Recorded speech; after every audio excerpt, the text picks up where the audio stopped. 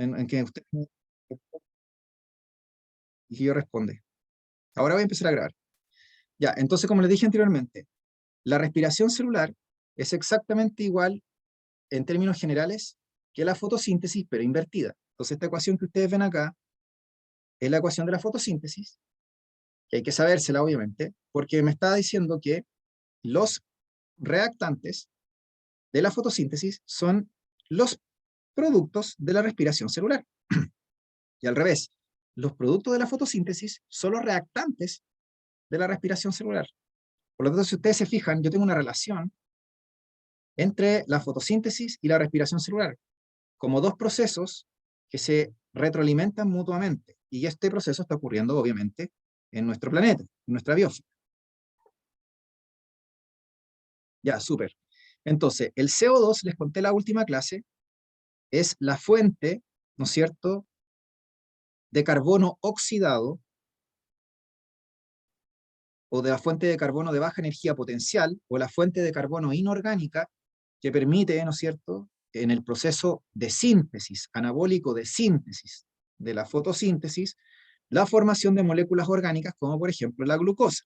Entonces el carbono del CO2 permite, ¿no es cierto?, la formación de glucosa u otras moléculas orgánicas en el proceso de la fotosíntesis. Obviamente este proceso es un proceso, insisto, anabólico, de síntesis, de fabricación.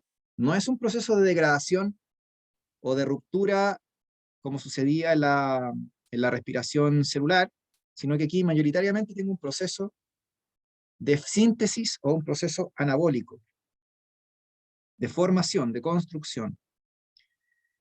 Por otra parte, les dije que el agua también era un reactante necesario para la fotosíntesis, y el agua, eh, si ustedes se fijan, es a partir de la cual se obtiene el oxígeno. Entonces el oxígeno, liberado como producto en la fotosíntesis, es en el fondo producido a partir de la ruptura de la molécula de agua, o de las moléculas de agua que ingresan en el proceso. Además, este proceso requiere de fotopigmentos, o sea, de moléculas reactivas a la luz solar, que permitan capturar la energía luminosa. Por lo tanto necesitamos energía del sol, obviamente, y con eso, ¿no es cierto?, vamos a poder generar el proceso. Porque esta reacción, como es una reacción de síntesis, necesita que haya inversión de energía para que se encadene el proceso. O sea, esta es una reacción endotérmica, o si ustedes quieren llamarla también endergónica. Endo es hacia adentro y ergon es energía. O se necesita absorber energía o calor para que se desencadene el proceso. No es como quemar un papel o la respiración celular, que es lo contrario. En la respiración celular, o al quemar un papel o en una reacción de combustión, lo que yo hago es que tengo algo energético que lo combustiona en presencia de oxígeno, y ese proceso libera energía hacia afuera. O sea, es un proceso exergónico o exotérmico, libera energía. ¿Se fijan? Aquí no, acá tengo que invertir energía para desencadenar el proceso. ¿Se fijan? Y esa energía viene del sol, en último término. Entonces, si ustedes se fijan, aquí está ocurriendo una transformación entre energía luminosa y energía química, porque la energía del sol de alguna forma se va a traducir en moléculas orgánicas. Después dijimos, ¿no es cierto?, que la energía que utilizan los organismos fotosintéticos, que no son solo las plantas, porque los organismos fotosintéticos tienen que recordar que son cianobacterias, algas, que pueden ser uni o pluricelulares, que son del reino protista, y pueden ser plantas terrestres, que tenemos una gran diversidad de plantas terrestres. Entonces, no, la fotosíntesis no es universal, obviamente, ¿ya? Pero hay una gran cantidad de organismos con una diferente clasificación biológica o taxonómica que pueden hacer fotosíntesis. Así que muchas veces cuando yo hacía clase, me encontraba con estudiantes que creían que los únicos que hacían fotosíntesis eran las plantas terrestres o los árboles, ¿se fijan? Así como, ¿quiénes hacen fotosíntesis? Entonces, ¿las bacterias pueden hacer fotosíntesis? Y la respuesta es que sí, que hay algunas bacterias que sí pueden hacer fotosíntesis. ¿Se fijan? Entonces, la fotosíntesis necesita luz visible.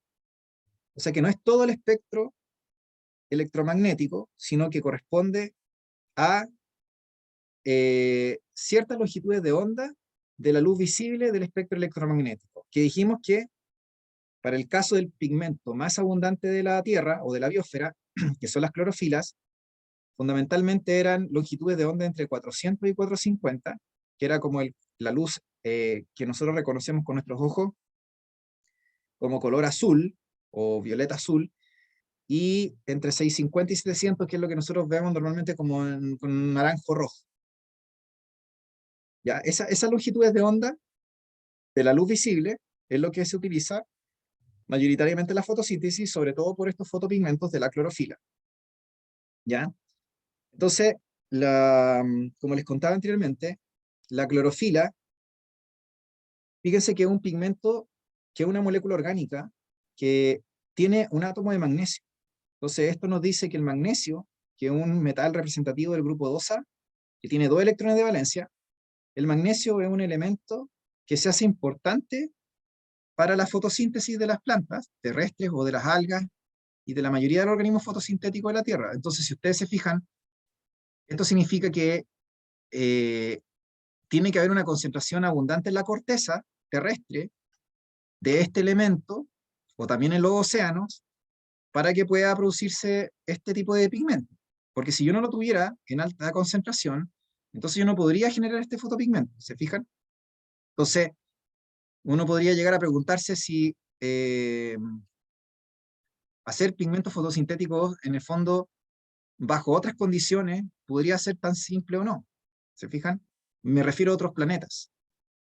¿Ya? Y la Tierra tiene como características bien particulares. Entonces, este fotopigmento es súper ancestral. O sea, de verdad que no aparece solo con las plantas, ¿se fijan? Las primeras que la empiezan a elaborar este tipo de fotopigmentos son las cianobacterias.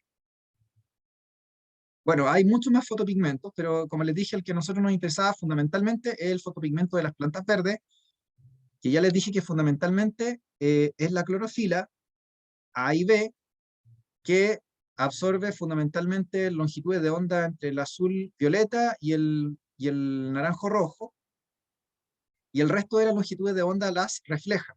Por eso es que el verde, nosotros vemos que las plantas son verdes porque reflejan esa longitud de onda, no la absorben. En cambio, las otras sí la absorben y sí la utilizan. Y dijimos que el organelo donde está ocurriendo este proceso de fotosíntesis es el cloroplasto. Y el cloroplasto es un organelo que es de doble membrana, que tiene, ¿no es cierto?, en su interior pliegues de la membrana interna que forman la membrana tilacoidal en unas estructuras que se llama la grana. ¿Ya? Y existe un espacio de relleno interno, que sería como el citoplasma, si ustedes quieren, del interior del cloroplasto, que se llama estroma. Entonces el estroma es como el relleno interno, donde hay enzimas, obviamente, hay sales minerales, hay agua, y la membrana tilacoidal sería el lugar donde hay enzimas también, pero sobre todo se encuentran los fotosistemas, que son como centros reactivos donde se acumula la clorofila. Entonces la clorofila, el fotopigmento, se acumula en la membrana tilacoidal o en los tilacoides, en la grana, ¿ya? Y ahí es donde está ocurriendo, ¿no es cierto?, la llamada fase clara de la fotosíntesis. Entonces, la fotosíntesis tiene 2 etapas, y yo alcancé a hablar de la fase clara la última clase. La última clase alcancé a decir que la fotosíntesis tenía 2 etapas, la fase dependiente de la luz, o fase clara, y la fase oscura o independiente de la luz. Pero la fase oscura no significaba que funcionara de noche, porque yo le preguntaba también, algunos años, chiquillos, me encontraba con las siguientes cosas. Primera como mala interpretación, se puede decir, es que solo las plantas hacen fotosíntesis, lo cual le acabo de decir que es falso. Segundo, que las plantas o los organismos fotosintéticos, como las plantas, solo tenían cloroplastos. ¿Por qué? Porque como hacen fotosíntesis tienen cloroplasto, entonces no necesitan mitocondria. Tercer error, que las plantas en la noche hacían fase oscura de la fotosíntesis. En la noche hacían fase oscura de la fotosíntesis. O en la noche, si no hacían fase oscura de la fotosíntesis, en la noche hacían solo exclusivamente respiración celular. O la respiración celular solo exclusivamente ocurría de noche, en las plantas terrestres, por decirlo. Entonces, todos esos son errores, pues chiquillos, o tienen un grado de error, ¿ya? Entonces, número 1, acabo de decir que los organismos fotosintéticos no son solo las plantas terrestres. Son una gran diversidad de organismos de diferentes especies, de bacterias, de protistas y también de plantas terrestres. ¿ya? Así que no son solamente plantas terrestres. Segundo lugar, que la fotosíntesis, bueno, y que también tiene que ver con la primera cosa, no es necesario un cloroplasto para que haya fotosíntesis, porque las cianobacterias, que son células procariontes, no tienen organelos membranosos. Así que el cloroplasto no es el organelo indispensable para la fotosíntesis, porque la cianobacteria no tiene cloroplasto y sin embargo igual hace fotosíntesis. Así que el cloroplasto no es el organelo fundamental para la fotosíntesis. Ya, volviendo al tema del segundo punto. Claro, eso es lo que voy a explicar ahora, si me están preguntando por interno. Efectivamente, la fase luminosa ocurre solo de día, en presencia de la luz solar, y la fase oscura es independiente de la luz, pero es dependiente de la fase clara. Por lo tanto, de día funciona la fase luminosa y la fase oscura simultáneamente. Si por algún motivo yo corto la luz de improviso, porque agarro una planta en un macetero, ¿no es cierto?, en un macetero y la meto dentro de un closet, o si hubiera un eclipse, no sé, un eclipse total, no sé, de repente, de un momento a otro, entonces lo que va a ocurrir es que la fase luminosa deja de funcionar, pero la fase oscura va a funcionar por algunos minutos, que va a ser el tiempo en el cual va a consumir los productos que produjo la fase clara, porque la fase clara produce productos que alimentan la fase oscura. Entonces, lógicamente, si yo corto la luz y se corta la fase luminosa o clara, la fase oscura puede seguir algunos minutos funcionando, pero solo unos minutos, porque después se van a consumir totalmente los productos que venía la fase clara. Así que por eso les digo, no es que de noche funcione la fase oscura funciona de día, ¿sí?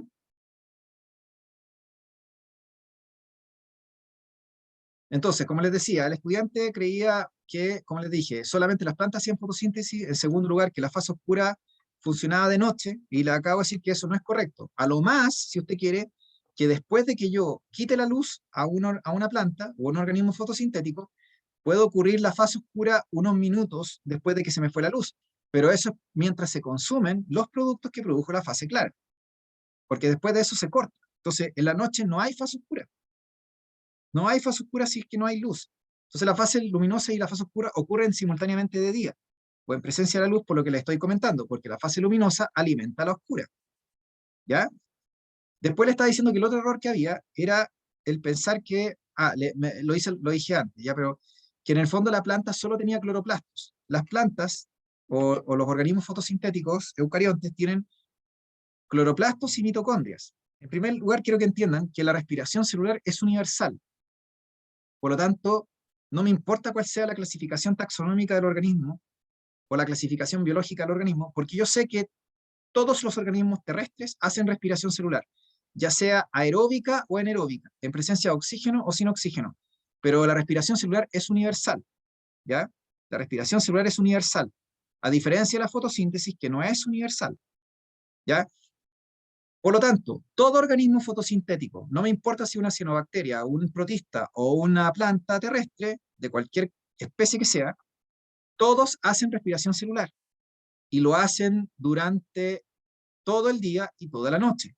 Que eso tiene que ver con el otro error que yo les decía, que uno podría pensar que solamente, por ejemplo, una planta, un árbol, hace respiración celular solo en la noche, cuando ya no tengo luz solar. Entonces, como no tengo luz solar, no puedo hacer ni fase clara ni fase oscura, entonces hago respiración celular como si fuera una célula animal.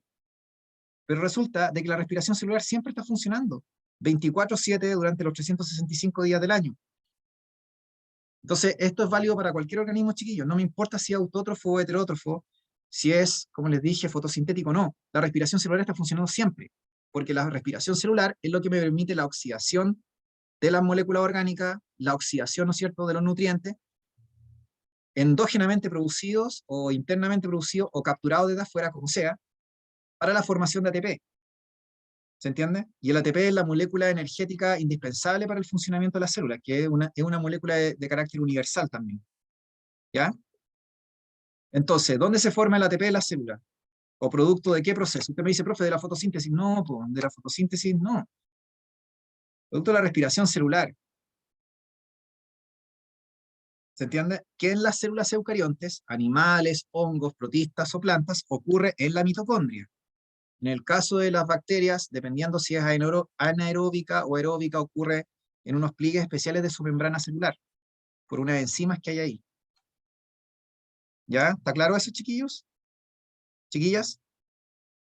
La respiración celular es permanente.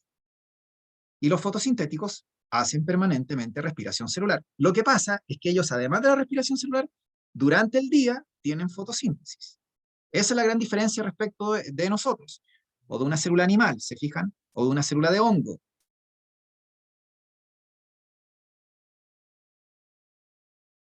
¿Ya? Entonces, después de hablar estos errores que yo le comentaba, que obviamente son totalmente lícitos, o si como les dije anteriormente, entonces, no sé si se dan cuenta que por eso uno entiende por qué uno no podría mandar organismos fotosintéticos o cualquier organismo fotosintético a un planeta, ¿se entiende? No sé, a Marte, no tengo idea.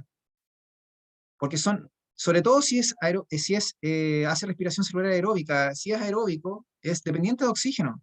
Y como la respiración celular es permanente, usted no puede mandarle a un ambiente sin oxígeno. ¿Se fija? Usted me dice, bueno, pero es que el ser vivo que hace fotosíntesis produce oxígeno él mismo. Si produce oxígeno él mismo, significaría que él mismo tendría que consumir su propio oxígeno, y eso podría ocurrir en un ambiente cerrado. Así que si usted quiere mandar un árbol a Marte, entonces primero tendría que construir un domo, tendría que presurizarlo y tendría que, obviamente, ponerlo adentro. Ahí si quiere, ahí le puedo creer que funcionaría. Pero no funcionaría así en el espacio o abierto en la atmósfera, ¿se entiende? ¿Por qué? Porque la mayoría de los organismos fotosintéticos eucariontes son aeróbicos estrictos, son aeróbicos estrictos, hacen respiración celular aeróbica, son dependientes de oxígeno, totalmente dependientes de oxígeno, ¿ya? Ya, entonces, como les dije antes, ¿les quedó claro, chiquillos, más o menos? ¿Se entiende? Esto que estoy diciendo no es menor, ¿ah? Porque yo les podía preguntar qué pasa si yo tengo una campana de vidrio herméticamente cerrada o una especie de, no sé, de terrario, de esfera, no sé, y adentro meto una planta. Yo les podría hacer preguntas respecto a ese simple experimento, ¿se fijan? Preguntas así como qué hipótesis o qué cosas están pasando respecto a la fotosíntesis. Entonces yo les pediría, harían que razonaran respecto a lo que les estoy contando, ¿se fijan?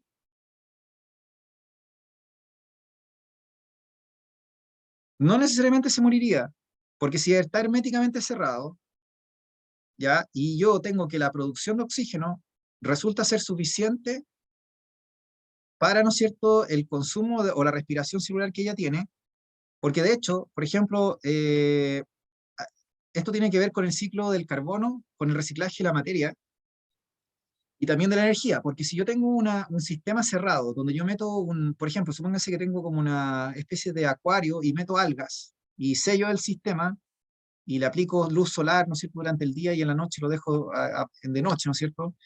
Y, pero como yo le puse agua y ¿cómo se llama? Y puse la planta y todo lo demás, el alga en este caso, perfectamente puedo hacer un sistema cerrado, un ecosistema que podría funcionar.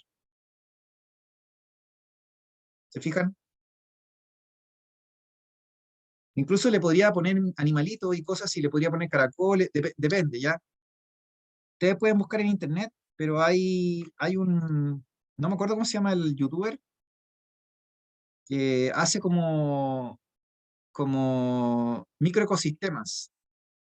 De hecho él como que no sé si los vende, no sé realmente, pero lo que hace es que agarra botellones gigantes o terrarios y la gracia de él es que haga sistemas autosustentables, ¿entienden? Esa es la idea de él, o el desafío en el fondo. Él igual no lo hace así a alogímetro, ¿entienden?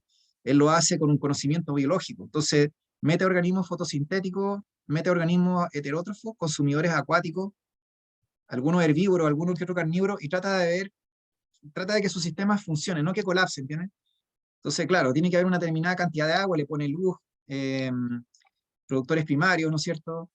Y ve ahí que funciona ese sistema.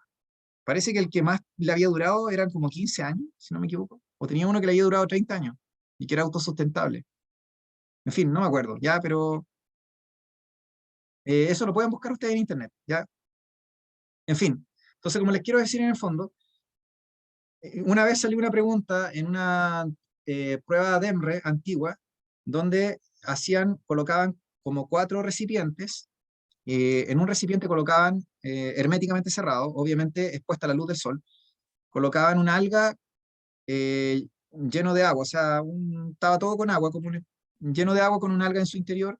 Luego había otro como tubito de ensayo, no sé, donde colocaban una alga, pero en vez de colocar el agua completo, el tubo de ensayo completo, le colocaban el agua hasta la mitad. Luego había otro tubo de ensayo que estaban todos sellados, ya, ojo.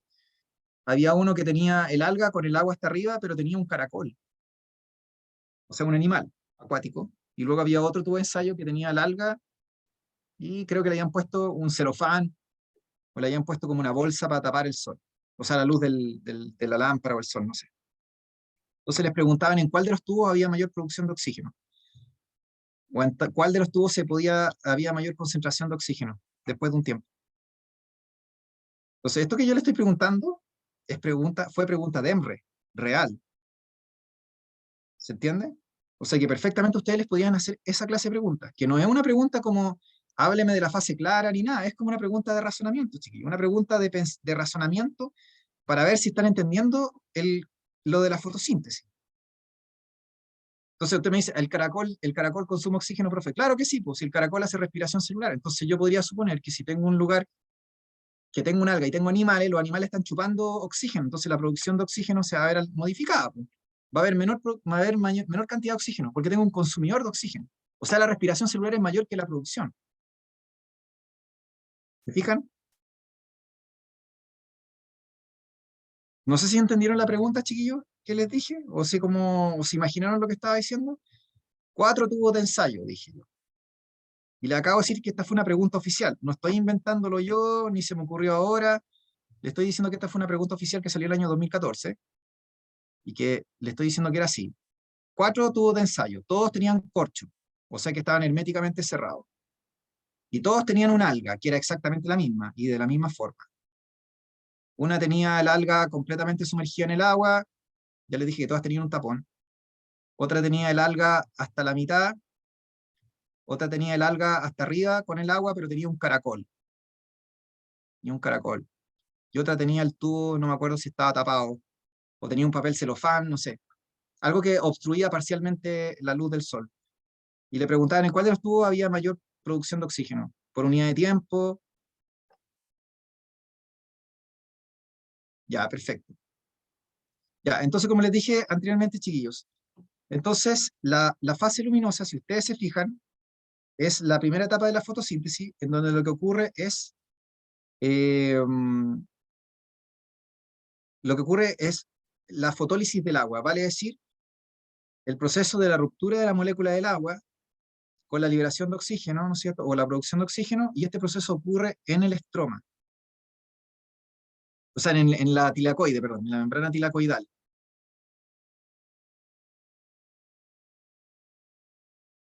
En la membrana tilacoidal, ¿ya? Y se produce ATP, NADPH y protones en la fase clara en la membrana tilacoidal. La ruptura del agua se llama fotólisis del agua. La formación del ATP se llama fotofosforilación del ATP. La formación de NADPH se llama fotorreducción del NADPH. Y la otra cosa que ocurre es la oxidación de los fotopigmentos, o que le llaman fotooxidación de las clorofilas. Todo eso está ocurriendo en la fase clara, en la membrana tilacoidal del cloroplasto. Por su parte, en la fase oscura, lo que está ocurriendo es la fijación del carbono inorgánico atmosférico gracias al ATP y el NADPH producido en la fase clara. Esta fijación del CO2 ocurre en el estroma y ocurre fundamentalmente en un ciclo que se llama el ciclo de Calvin, gracias a una enzima que se llama rubisco o ribulosa bifosfato carboxilasa, pero se le llama rubisco. Esta enzima se preguntó directamente, por lo menos 2 años seguidos se preguntó esta enzima o relacionado con esta enzima en módulo común obligatorio en la difunta PSU o en la antigua PSU, ¿ya? Entonces no es un tema que no importa, o sea, tienen que tomarla en consideración igual.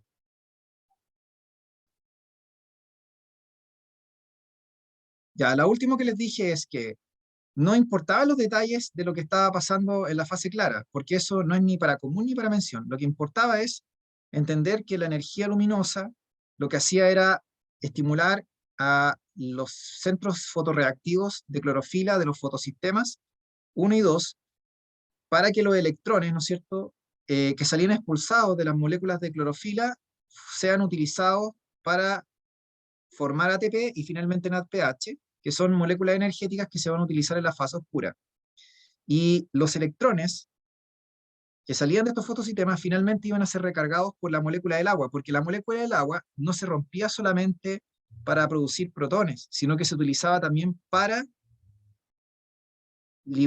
producir electrones o liberar electrones que iban a recargar estos fotosistemas finalmente. ¿Ya? Porque los electrones que se van perdiendo de estos fotosistemas tienen que ser recuperados. No pueden los fotosistemas quedarse sin, o la clorofila no pueden quedarse sin los electrones, ¿se fijan? Entonces necesitamos reponerlos con el agua, con los electrones del agua. Entonces, como les dije, lo importante aquí era saber que en la membrana tilacoidal ocurría la síntesis de ATP y NADPH, porque estaba ocurriendo la fase clara, y es porque estaban las enzimas que permitían ese proceso. Por ejemplo, hay una enzima en la membrana tilacoidal que se llama ATP sintasa, que es la responsable de la síntesis de ATP, o sea, la fotofosforilación del ATP, ¿ya? Luego, la fase oscura es una etapa que ocurre en el estroma del cloroplasto. Y esta etapa ocurre porque el CO2 se fija mediante una enzima que se llama ribulosa bifosfato carboxilasa o enzima Rubisco.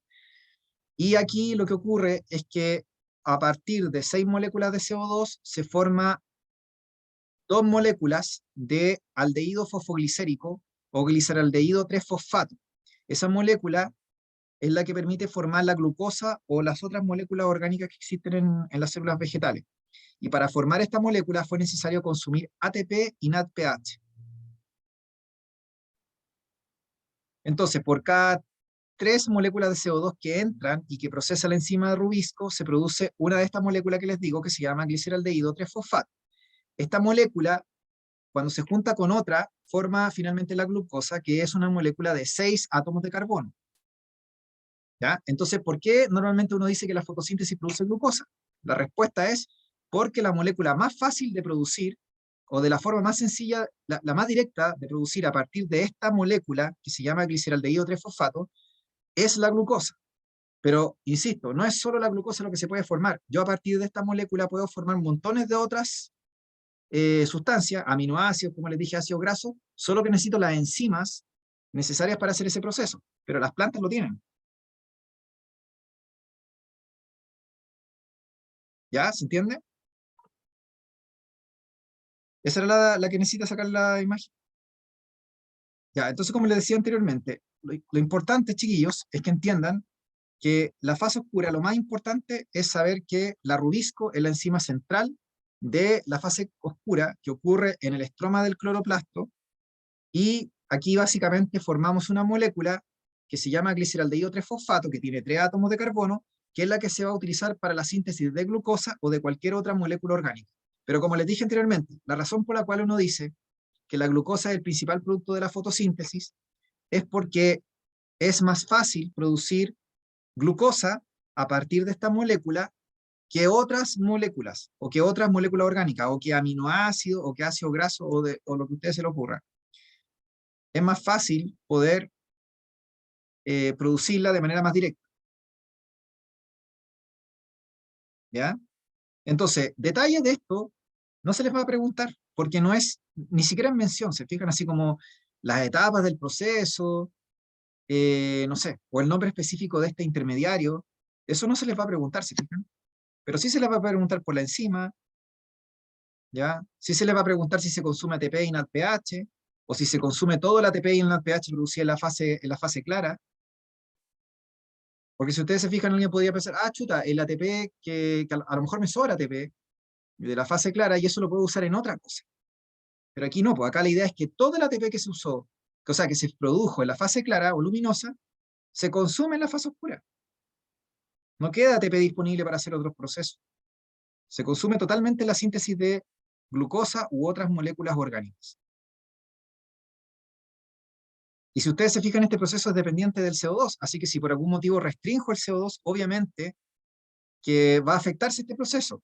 O por otra parte, si ustedes saturan de CO2 el sistema, saturan el sistema enzimático, la producción va a llegar hasta un máximo y se va a mantener. No va a poder haber más fijación del CO2. ¿Por qué? Porque el sistema enzimático se satura. Entonces, si ustedes se fijan, la fotosíntesis está íntimamente interrelacionada con la respiración celular. La respiración celular aeróbica, obviamente. Estoy pensando aquí en la respiración celular aeróbica, fundamentalmente. ¿Se fijan? Aunque también podría meter la anaeróbica, es verdad. ¿Por qué? Porque la anaeróbica, a pesar de que no ocupa oxígeno, igual oxida glucosa o moléculas orgánicas sin oxígeno. Así que, corrijo, la respiración en general, aeróbica y anaeróbica, se alimenta por la fotosíntesis o por los productores primarios, que son los organismos fotosintéticos. Entonces, si ustedes se fijan, la respiración celular, insisto, no ocurre solo en los animales o en los hongos, sino que la respiración celular ocurre en los mismos organismos fotosintéticos, porque ya les dije que los mismos organismos fotosintéticos también hacen respiración celular día y noche. ¿Se entiende? Y todo el tiempo, es constante y es universal. Entonces, si ustedes se fijan, en el fondo, lo que pasa aquí es que la fotosíntesis, como utiliza la energía del sol, la productividad de este proceso excede el consumo que hace la propia respiración celular del organismo fotosintético. ¿Se entiende? O sea que el árbol obviamente tiene mayor productividad de moléculas orgánicas y de oxígeno que lo que está consumiendo él mismo en su propia respiración celular. ¿Se fijan? Eso es como lo lógico. Por eso se le llaman productores. En cambio, nosotros que somos organismos heterótrofos, consumidores, nosotros solo hacemos respiración, no podemos hacer fotosíntesis. Nuestra biosíntesis es limitada y necesitamos materia orgánica prefabricada para hacer nuestra respiración celular. No podemos fabricarlo nosotros por sí mismos a partir de moléculas inorgánicas, ¿entienden? Lo importante aquí es que este proceso o esta relación entre fotosíntesis y respiración celular nos permite entender el ciclo del carbono, chiquillos, que es una cosa que se evalúa igual en ecología. El entender que la materia circula de manera cíclica. Y es por eso que nuestro planeta funciona tan bien. ¿Por qué? Porque la fotosíntesis a su vez alimenta la respiración y viceversa, ¿se fijan? Ya, los factores que afectan la fotosíntesis, chiquillos, para ir avanzando y terminando. Tenemos factores internos y tenemos factores externos. Los factores internos son, obviamente, los fotopigmentos. Si ustedes se fijan, cuando vienen los árboles de hojas caducas en otoño, se ponen amarillas y después café y se desprenden del árbol. ¿Por qué? Porque hay un mecanismo genético que hace que comienza a haber muerte celular y obviamente primero va disminuyendo la síntesis de clorofila y se desprende las hojas. Entonces ya no hay fotosíntesis. Los árboles que pierden las hojas no hacen fotosíntesis. O sea que va a haber por lo menos una estación completa donde no hay fotosíntesis, donde sobreviven solo en base a la respiración celular y la reserva de energía que acumularon en las raíces, ¿no es cierto?, durante el periodo de invierno. Entonces, obviamente el pigmento es necesario para que haya fotosíntesis. Si yo tengo poco pigmento o no lo tengo, no puedo hacer fotosíntesis. El contenido de agua ya dijimos que era un factor que era importantísimo también para la planta, porque si yo no tengo agua, no puedo cargar, ¿no es cierto?, los fotosistemas con electrones. Entonces necesito tener agua para poder hacer el proceso fotosintético. Y hay unas células que se encuentran, por ejemplo, en las plantas, en la base de las hojas, hay unas células que se llaman estomas. Que es cuando las células están eh, hidratadas o hipotónicas, dejan como un espacio entre medio que permite que entren o salgan gases. Pero cuando las células se tornan hipertónicas, porque hay poca agua, porque la célula está deshidratada, se cierra ese espacio o ese hueco que hay, y eso impide que entren o salgan gases con facilidad. Entonces, el que el CO2 pueda entrar a la planta y llegar finalmente a los cloroplastos para hacer fijación del carbono, es gracias a los estomas, ¿se fijan?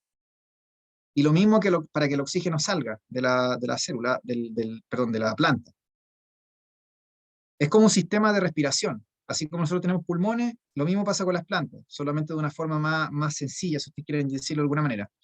Entonces, Si yo tengo los estomas cerrados, no puedo hacer intercambio de gases, y por lo tanto no voy a tener buena fotosíntesis.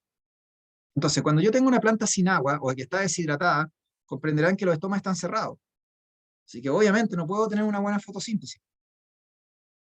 O si tengo una planta que está bien hidratada, pero hace mucho calor y comienza a perder agua, ¿no es cierto?, la planta, a deshidratarse porque hace mucho calor, empieza a vaporizarse el agua que tiene, obviamente los estomas se cierran para que impida la pérdida de agua por vaporización.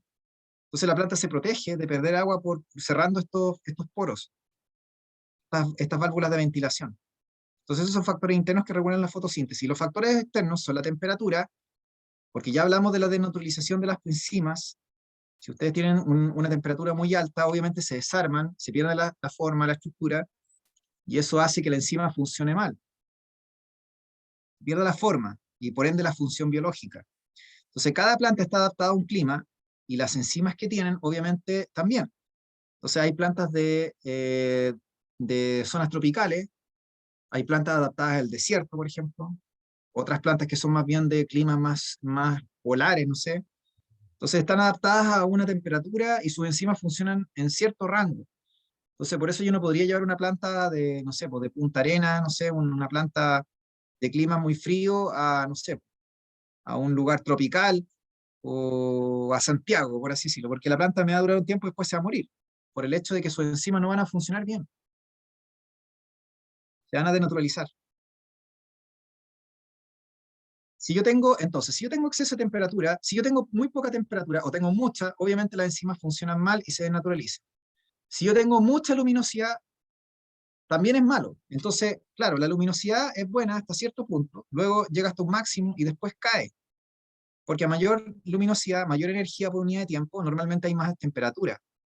Y si hay más temperatura, entonces obviamente se genera evaporación del agua, entonces se empeora el proceso de la fotosíntesis. Por eso es que mayor luz no significa mejor fotosíntesis. Entonces, mayor temperatura no hay una relación directamente proporcional entre temperatura y entre luminosidad, sino que al contrario, exceso de temperatura, exceso de luminosidad afecta gravemente la fotosíntesis. El único factor que yo podría decir que alcanza un máximo y su exceso no afecta negativamente a la fotosíntesis es la concentración de CO2, porque este factor, que es externo, satura el sistema enzimático, pero no lo destruye, no lo degrada, ¿se fijan?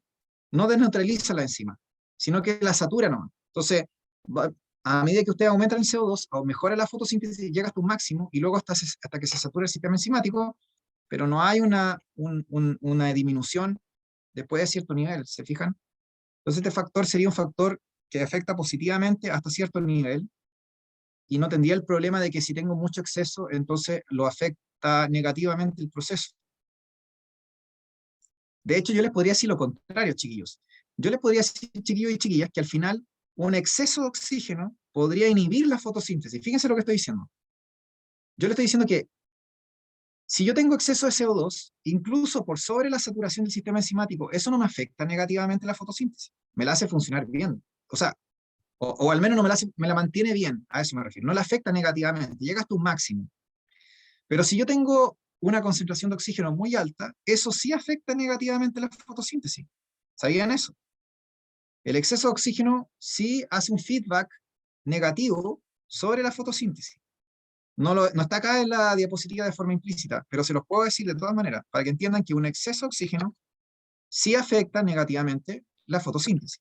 Así como el exceso de luz llega a un punto donde es bueno, pero después se empieza a ser malo, con el oxígeno pasa algo parecido. Si empieza a aumentar el oxígeno, usted me dice, bueno, es que el oxígeno no tiene nada que ver. Claro, es como que no hay relación, pero en un momento empieza a aparecer y empieza a ejercer un efecto negativo. O sea que a partir de cierto punto, hay un punto en donde que es, ¿cómo se puede decir? No tiene efecto, es independiente la fotosíntesis es independiente de la concentración de oxígeno, pero a partir de cierto punto de la concentración de oxígeno, la fotosíntesis comienza a disminuir. Un ambiente hiperoxigenado afectaría negativamente la fotosíntesis, ¿se entiende? ¿Sí? ¿Se entiende, tía? Chiquillos, chiquillas, en el fondo. ¿Se entiende?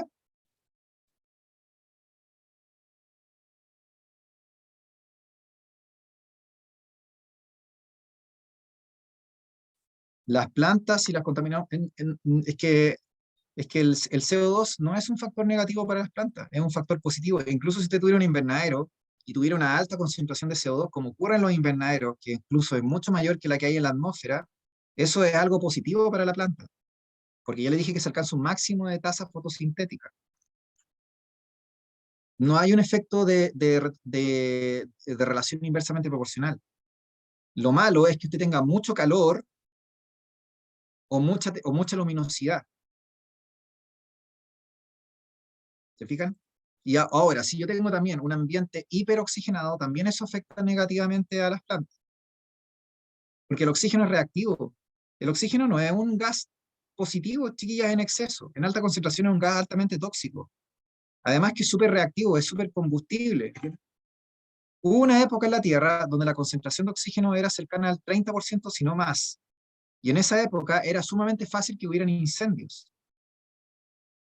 A cada rato se producían incendios por la menor ignición, ¿se entiende? En la época en donde no existía el hombre, ni habían vidrio, ni habían colillas de cigarro, ni nada por el estilo. Pero los incendios se producían fácilmente por un rayo, por un, no sé, un volcán, lo que sea. Se producía fácilmente la combustión porque había mucha concentración de oxígeno.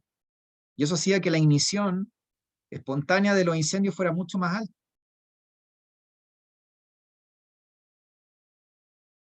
Entonces, no conviene tener tanto oxígeno, ¿se fijan? Conviene tener una concentración razonable, pero no podría tener 80% oxígeno, ¿se fijan? Nosotros tenemos ahora aproximadamente un 25, un 21% de oxígeno, 20, como algo por ciento de oxígeno. Lo que más tenemos es nitrógeno, acuérdense, como un 79% de nitrógeno. Pero hubo una época en la Tierra donde el oxígeno fue cercano al 30%, si no más, que era lo que yo le estaba contando, ¿ya? Ahí la tasa fotosintética, la concentración de oxígeno era tan alta porque era una época donde había una gran cantidad de biomasa productora de oxígeno. Fue la época donde hubo una mayor biomasa vegetal de toda la historia de la Tierra. En ningún momento de la historia de la Tierra ha habido tanta biomasa y tanta actividad fotosintética como hubo en ese entonces. Entonces eso hacía que hubiera mucho oxígeno disponible. Y eso permitió que las plantas, por ejemplo, pudieran crecer en mucho más tamaño de lo normal, y los insectos fueran gigantes. Los insectos eran hipergigantes. Tenían 100 pies del porte de un auto, tenían arañas que eran del porte de un gato grande o de un perro chico, tenían escorpiones gigantes, tenían libélulas del porte de un cóndor. ¿Ya? O sea, miren, si a ustedes les gustaban los bichos, habría sido el paraíso para ustedes, pero si ustedes son miedosos a los bichos o les dan asco los bichos, habría sido como algo terrible, ¿ya? Está lleno de bicharracos. Los mismos bichos que nosotros tenemos hoy día, o los antepasados de esos bichos, pero en versión gigante, ¿ya? Porque difundía de manera más fácil el oxígeno a sus cuerpos. No necesitaban un sistema como los pulmones que nosotros tenemos, ¿se fijan? Probablemente eso facilitó la colonización de los ambientes terrestres. Ya, entonces, como les dije anteriormente, las preguntas que les pueden hacer respecto a estos factores, si ustedes se fijan a través de gráficos, preguntas de análisis de pensamiento científico. Ya, para ir cerrando, este gráfico yo se lo mostré a principio de año, por los que venían a clase. Yo les dije que se podían hacer, a propósito de la fotosíntesis, preguntas de habilidad de pensamiento científico, donde les podían, por ejemplo, preguntar cosas como respecto de qué hipótesis podemos comprobar con el gráfico, o qué es lo que se observa en el gráfico, o qué podemos afirmar del gráfico, o qué conclusiones podemos tener del gráfico, pero también se les podía preguntar cuál era la variable dependiente en este gráfico, o la variable independiente, o sea, preguntas relacionadas con habilidad de pensamiento científico. ¿Se entiende? Que son preguntas que han salido históricamente en la prueba. Ahora la prueba supuestamente cambiaron como el nombre de las habilidades, pero es como renombrarlas. No es que hayan cambiado completamente para la paz, ¿entienden?